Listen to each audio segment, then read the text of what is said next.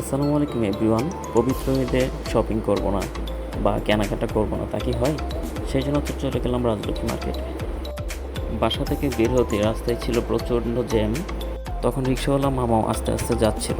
তো জ্যাম কমার পর মামাকে বলেছিলাম একটু তাড়াতাড়ি যেতে।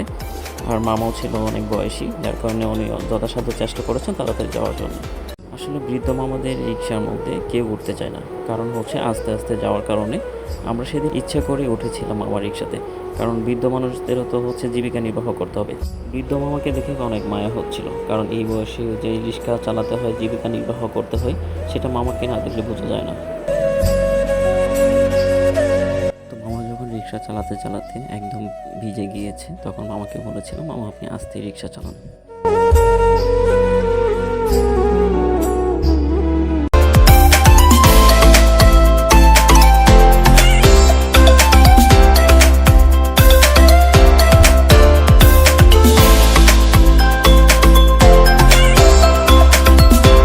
সামনেই দেখা যাচ্ছে আমাদের রাজলক্ষ্মী মার্কেটটি। আমরা আমাদের গন্তব্যস্থলে এসে পড়েছি।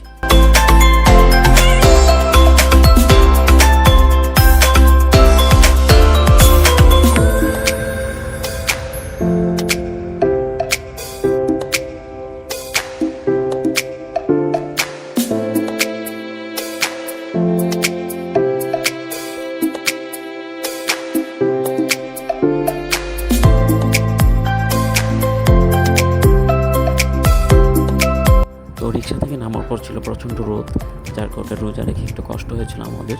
এছাড়া সিঁড়ি বেয়ে আমাদেরকে উপরে উঠে রাস্তা পার হতে হয়েছে। তো প্রচণ্ড রোদের মধ্যে যখন সিঁড়ি বেয়ে নিচে নামছিলাম, তখন অনেক গরম লেগেছিল।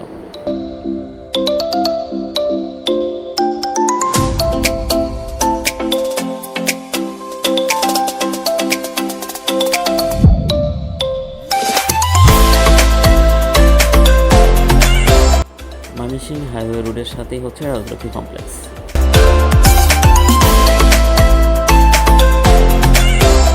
তাহলে বন্ধুরা চলেন রাজলক্ষ্মী কমপ্লেক্সে প্রবেশ করি। বাসা থেকে বের হওয়ার সময় যেরকমটা জ্যাম রাস্তায় দেখেছিলাম, তার চেয়েও বেশি জ্যাম ছিল আমাদের রাজলক্ষ্মী কমপ্লেক্সে।